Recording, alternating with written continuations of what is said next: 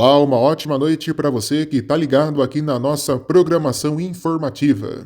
Esse é o Jornal do Ônibus, com as principais notícias do mundo rodoviário para você. A aviação Águia Branca pediu à Justiça o cumprimento imediato da decisão que autoriza a empresa a assumir o arrendamento das 125 linhas interestaduais do grupo Itapemirim, com falência decretada em 2022, substituindo a Suzantur, que opera desde o ano de 2023 e teve o prazo de contrato expirado.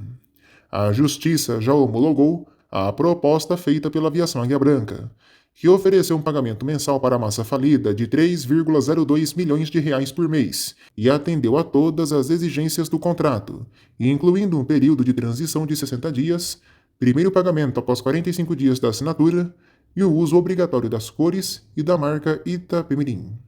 No entanto, a Suzantur busca reverter a decisão para manter o arrendamento. Outras empresas, como o Grupo Comporte e a Íntese Empreendimentos, do empresário Luiz Maragon, ex-dono da extinta Frota Nobre, também ofereceram propostas para o arrendamento. A Comporte, por meio da Expresso União, ofereceu 1,5 milhão de reais por mês.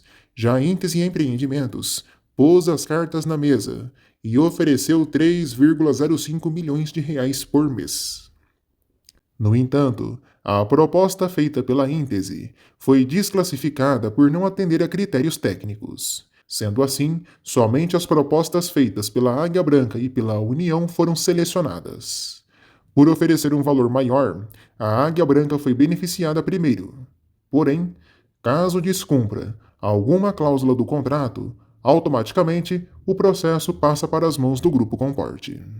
Ainda no âmbito de propostas, a Íntese apresentou uma nova proposta para comprar os ativos do Grupo Itapemirim por 366 milhões de reais, parcelados em 12 vezes, fugindo um pouco da temática do arrendamento. A compra seria feita por um suposto pool de empresas não identificadas. Porém, a garantia oferecida pela Íntese é o próprio patrimônio do Grupo Itapemirim, que já pertence aos credores, o que levantou dúvidas sobre a viabilidade e a seriedade da proposta, sendo também desconsiderada. Enquanto todos os trâmites do novo contrato ocorrem, a Suzantur busca reverter a decisão que autorizou a aviação Águia Branca a operar as linhas e, mais uma vez, a empresa do ABC Paulista, por meio de recurso, recebeu uma negativa da Justiça. O juiz Marcelo Hanum, da primeira vara de falências do Tribunal de Justiça de São Paulo, negou mais um recurso da Suzantur e determinou o início imediato da transição do arrendamento das linhas interestaduais do grupo para a aviação Águia Branca. A Suzantur, que opera desde março de 2023, teve seu contrato prorrogado por mais 180 dias. Mas a Justiça entendeu que o prazo já expirou e que novos concorrentes apresentaram propostas mais vantajosas. Até então, antes dessa decisão, a empresa buscava reverter esse processo por meio do Superior Tribunal de Justiça. Após várias tentativas, o STJ extinguiu a liminar que prorrogava o contrato e a competência do caso voltou para a Justiça Paulista. Ou seja, não adianta mais a Suzantur recorrer a uma instância federal, porque o caso já voltou para a Justiça de São Paulo. Porém, nem por isso, a empresa vai deixar de lutar.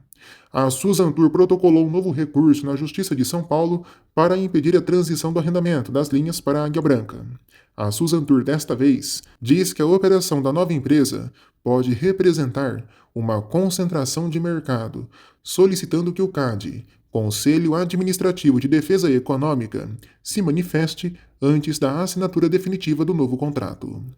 Ela também pede um parecer da NTT sobre o novo arrendamento, afirmando que a Águia Branca não teria tempo ou estrutura suficiente para assumir todas as linhas em até 60 dias com frota própria, sem prejuízos às suas operações atuais. Além disso, a Suzantur sustenta que não existem parâmetros mínimos claros para a transição e questiona a validade de um novo arrendamento, às vésperas do leilão definitivo das operações da Itapemirim.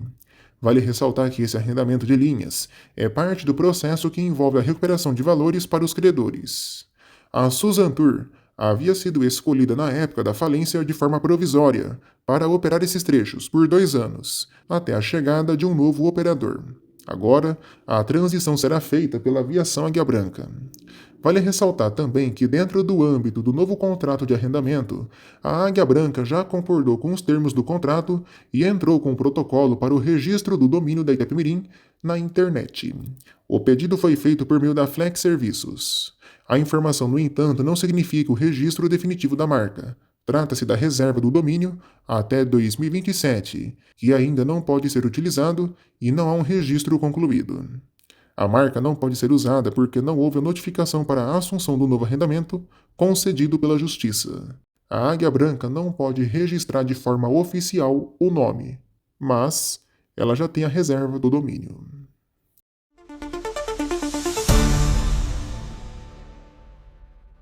Esse tema do arrendamento da aviação Itapemirim ainda causa muita polêmica.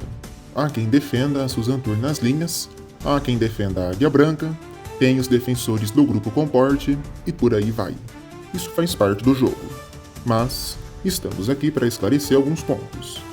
Muita gente tem achado que os ônibus da Suzantur vão automaticamente para o nome da Águia Branca, nesse novo arrendamento. É claro que não. Não é porque a Suzantur opera as linhas que os ônibus vão para a nova concessionária. Se a Águia Branca, porventura, precisar desses ônibus, o que ela tem que fazer? Negociar diretamente com a Suzantur a compra deles. Afinal, a Suzantur é a proprietária desses coletivos. No mais, se isso não acontecer, a Águia Branca que lute e dê os pulos dela para conseguir a frota necessária. Esse é outro ponto pertinente. Mas aí entra a grande pergunta. Em 60 dias, ela vai conseguir montar toda a estrutura sem comprometer as atuais operações, frota, garagens, guichês e profissionais? É um tema a ser pensado. A gente torce que sim, e que principalmente não haja prejuízo para os consumidores.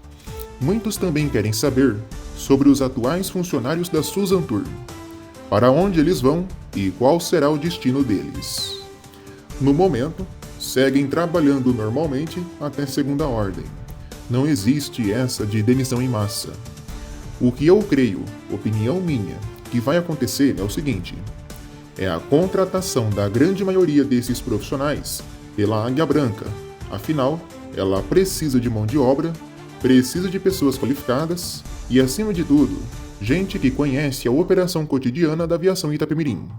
Não faria sentido buscar outros profissionais num mercado tão escasso. Esse processo todo, fazendo uma analogia simples, é como se fosse a troca de uma empresa de ônibus para outra no transporte urbano de alguma cidade do Brasil.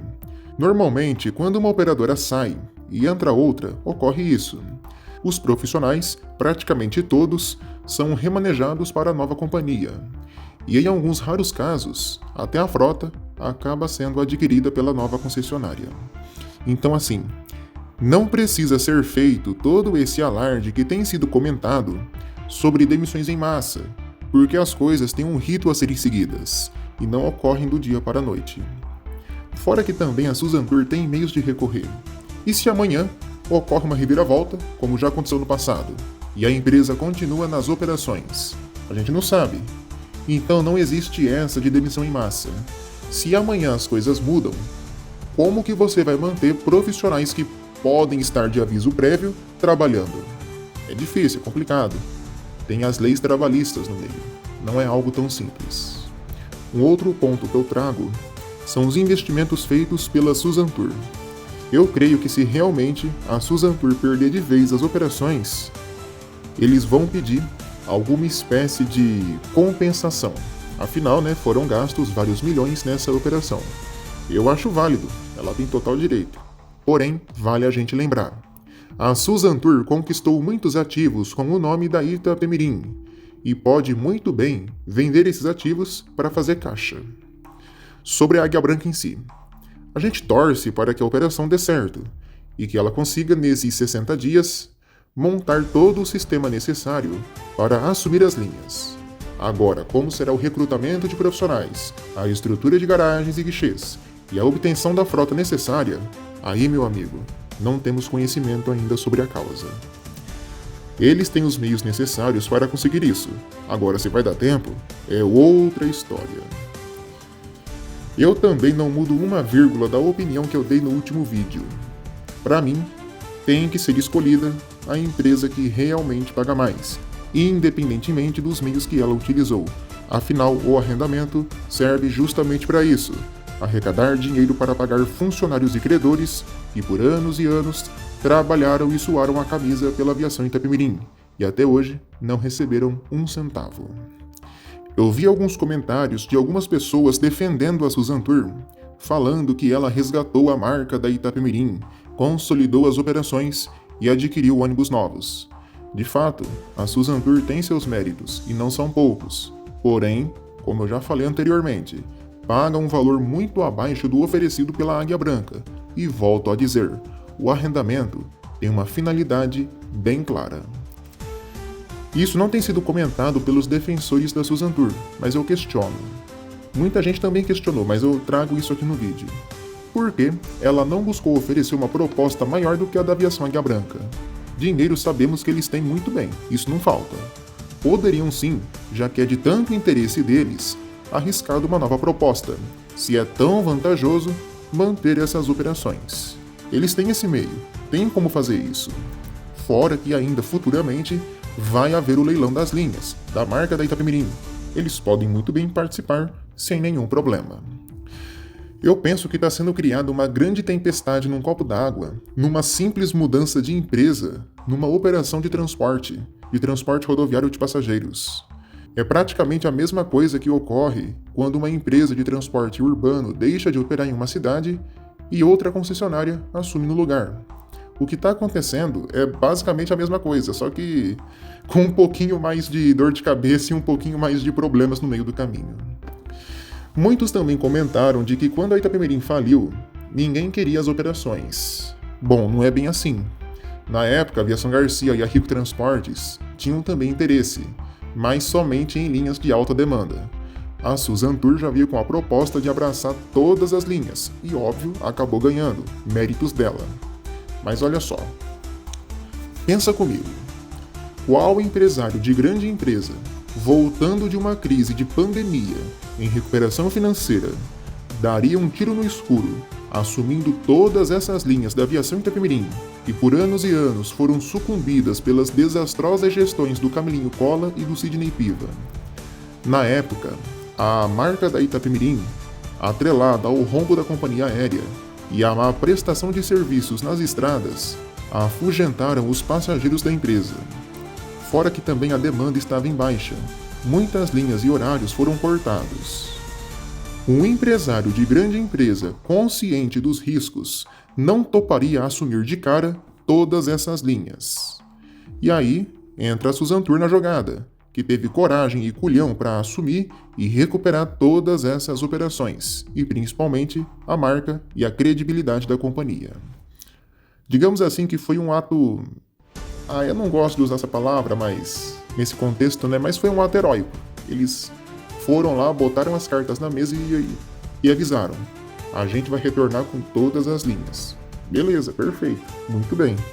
Mas, pensando na cabeça do empresário, você, voltando de pandemia, de crise financeira, suponhamos que você seja o dono da Aviação Garcia. Uma coisa é você se interessar por uma Rio-São Paulo, outra coisa é você se interessar por uma linha que sai do Sudeste, sei lá pro Nordeste, onde a demanda pode ser menor, pro Centro-Oeste, até pro Sul. Então assim, tinha um receio de você assumir toda essa malha rodoviária e acabar dando um tiro no próprio pé. Às vezes o pessoal acha que dono de garagem tem dinheiro, e realmente tem mesmo, tá? Pessoal que é grupo grande de ônibus aqui no Brasil tem dinheiro a rodo. Só que tem que também pensar os investimentos que faz, né? Não dá pra você sair assumindo linhas à torta à direita como se não houvesse amanhã. Agora, com a Águia Branca, o que está em jogo parte mais para o campo financeiro, e de quem paga mais, mensalmente, para a massa falida. E aí, meu amigo, pagou mais, leva as operações. Mas também vale ressaltar, o contrato de arrendamento, é claro, qualquer regra que for descumprida pela Águia Branca, ela cai fora e o Grupo Comporte assume imediatamente. E pode ter certeza. Agora descontraindo um pouquinho, tem gente de dentro lá da Concorde com os dedinhos cruzados, só esperando a Águia Branca dar um deslize para requerer essas operações. O Constantino, minha gente, é esperto. Se você brincar, ele leva numa tacada só a Itapemirim e a Adamantida. Fica ligado. No mais é isso, é torcer para a Águia Branca prestar um bom serviço, manter as operações solidificadas e cumprir à risca o contrato que assinou. Se não cumpriu, cai fora. A regra do jogo é simples. Quanto a Susan Tur, que busque os meios e recursos necessários que convém a ela para reverter a decisão. Ela tem total direito e pode requerer, e principalmente, tem condições de fazer isso. Não adianta também ficar só chorando na justiça. Corre atrás, que você também pode conseguir recuperar as operações. Mas aí, cabe à justiça. Vamos deixar as coisas acontecerem, a água passar por baixo desse rio, porque tem muita água para passar ainda. E em breve, com certeza, vamos ter novidades nesse caso. Uma outra notícia envolvendo a aviação Águia Branca é sobre a MSP Studios, que juntas anunciaram sua segunda parceria, lançando um novo ônibus temático da Turma da Mônica, que atuará como uma biblioteca itinerante durante o lançamento. O veículo equipado com 42 poltronas semileito circulará pelas estradas brasileiras com estampas dos personagens da MSP. Esse é o segundo ônibus temático do projeto. O primeiro, com o personagem Chico Bento, foi lançado em janeiro. Ao todo, 3 veículos temáticos estão previstos para este ano. A CEO da Águia Branca, Paula Barcelos, destacou que o projeto busca oferecer uma experiência diferenciada aos passageiros, enquanto o diretor da MSP, Marcos Saraiva, ressaltou o objetivo de aproximar ainda mais os personagens do público. O lançamento aconteceu nos últimos dias no Parque Vila Lobos, em São Paulo. A gente comentou há pouco da Adamantina, né? Olha só a empresa. A companhia lançou o programa de fidelidade Voo Mais Longe e anunciou a reformulação de seu site oficial. O objetivo é recompensar passageiros frequentes que poderão acumular pontos a cada passagem comprada e trocá-los por descontos de 50% a 100% em viagens. O programa é gratuito e digital, com adesão e gestão feitas pelo novo site, que terá navegação otimizada. Participantes também terão acesso a promoções exclusivas, brindes e condições especiais. Segundo o diretor executivo Lincoln Lourenço, a iniciativa visa estreitar o relacionamento com os clientes. O lançamento oficial e mais detalhes vão ser divulgados em breve nos canais da companhia. Para quem gosta de novidade, a próxima notícia é muito boa. A Guerino 600 confirmou a compra de 30 novos ônibus rodoviários de 2 andares, com alto padrão de conforto. A aquisição inclui veículos dos serviços leito e semileito, equipados com poltronas de couro, rede Wi-Fi, ar-condicionado, luzes de relaxamento, sanitários e tomadas USB. Além disso, a empresa adicionou 10 novos ônibus equipados com ar-condicionado e suspensão a ar para suas linhas suburbanas, no estado de São Paulo, totalizando 40 veículos novos, 0 km, nos últimos meses. Com isso, a idade média da frota passa a ser de 2,6 anos, uma das mais baixas do setor no Brasil. Os novos ônibus rodoviários rodarão nas rotas da empresa entre os estados de São Paulo, Paraná, Minas, Mato Grosso do Sul, Goiás e Distrito Federal. As carrocerias são do modelo Comil Campione Invictus DD, com chassis Volvo do modelo B460R, com a tecnologia Euro 6, que seguem os padrões mais recentes de emissão de poluentes e ruídos. A empresa volta a utilizar chassis da Volvo após 4 anos. Veja a seguir no Jornal do Ônibus as notícias que estão em manchete no mundo rodoviário. O JO volta em instantes. Não saia daí, fique com a gente.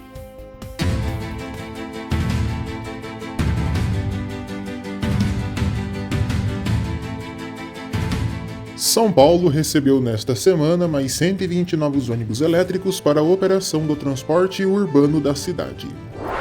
No interior, São Carlos ganhou uma nova linha de ônibus, a 75, que liga o Distrito Industrial até a Vila Verde.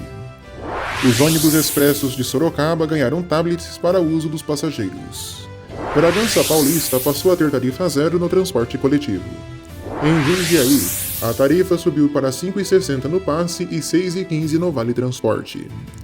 A Iveco, junto da Mascarello, vão testar nas ruas de Belo Horizonte, por meio de empresas da cidade, uma unidade do Gran Via, no chassi Iveco 17280 com suspensão a ar. Uberlândia recebeu mais um ônibus elétrico para testes, Desta vez, é um Caio Milênio sobre o chassi BYD D9W. No sistema metropolitano, veículos velhos estão sendo repintados com o novo padrão de pintura do sistema. No Rio, a Aviação Nômade do Triângulo está realizando a repintura de um de seus carros com identidade visual retrô. A Turp de Petrópolis iniciou os testes com uma unidade do Higer Bus Azuria 12 BR, 100% elétrico. A tarifa do transporte coletivo de Pontal do Paraná subiu para R$ 3,25 nos dias úteis e R$ 2,25 aos finais de semana. Campo Grande está testando um ônibus movido a GNV fabricado pela Scania, com carroceria da Caio. O BRT Metropolitano de Belém, no Pará, finalizou o recebimento de seus 265 novos ônibus. As operações do sistema começam em breve. A Expresso Guanabara foi autorizada a operar o trecho São Paulo-Floriano. A Mercedes-Benz informou que vendeu 117 chassis de ônibus para Curitiba no primeiro semestre deste ano. A BYD lançou na Alemanha um novo modelo de ônibus elétrico, o D13B. Com 13 metros, ele pode transportar até 78 passageiros e tem uma autonomia de até 700 km, graças às baterias Blade de lítio-ferro integradas ao chassi. Essa tecnologia melhora o espaço interno, a estabilidade e a segurança. O modelo atinge 100 km por hora e conta com 2 motores de 150 kW nas rodas, ideal para trajetos urbanos e interurbanos. Essas foram as principais notícias em manchete desta edição.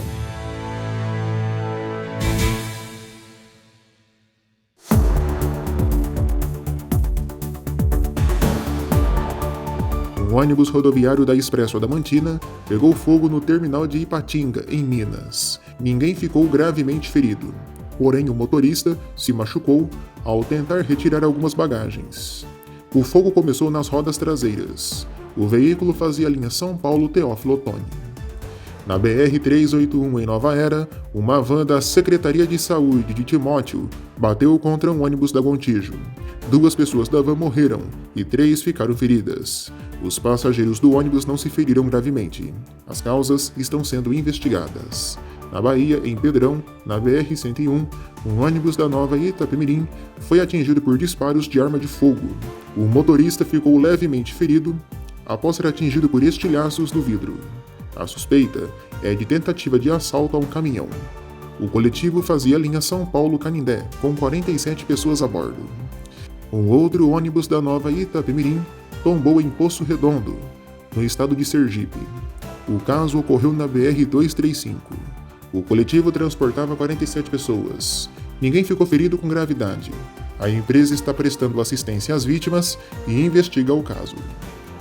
Um ônibus da Aviação Garcia perdeu o controle ao chegar na rodoviária de Maringá, no Paraná, e feriu um funcionário da empresa que estava na plataforma. A vítima teve uma luxação no ombro e foi socorrida. A empresa investiga o que realmente causou o acidente. Em Santa Catarina, na BR-101, na altura de Garuva, um ônibus de 2 andares da Expresso Nordeste pegou fogo. Todos que estavam a bordo conseguiram sair a tempo. As causas do incêndio estão sendo apuradas. Um outro ônibus da Nordeste sofreu um tombamento também na BR-101, porém na altura de Imbituba, com 33 passageiros. Uma pessoa morreu e 4 ficaram feridas. A PRF e o SAMU atenderam a ocorrência. O acidente segue sob investigação.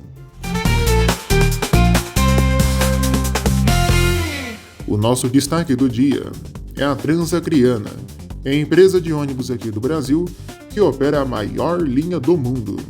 A viagem dura 5 dias e sai do Rio de Janeiro até Lima, capital do Peru. E aí, encararia esses quase 7.000 quilômetros com 30 paradas ao longo do caminho? Minha gente, não é uma viagem que é feita para qualquer tipo de pessoa. Tem que ter paciência e culhão para aguentar esses dias de viagem do Brasil até o Peru.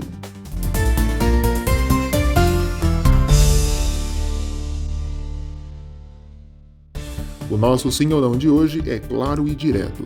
Na sua opinião, é boa a volta de chassis Volvo na frota da Garino 600? Sim ou não? Fale aqui nos comentários e responda a nossa enquete na aba Comunidade.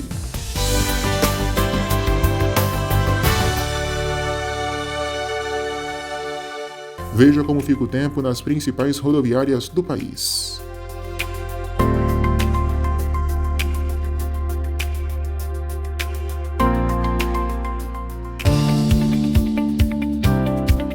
Pensamento do dia. Se você está cansado, lembre-se, até o ônibus faz pausa no ponto. Respeite seu tempo, descanse um pouco. Fica a reflexão para vocês. Termina aqui o nosso Jornal do Ônibus. Obrigado a todos pela companhia e pela audiência. Curta, comente e compartilhe nossos vídeos. Uma ótima noite para você e até a próxima. A gente se vê.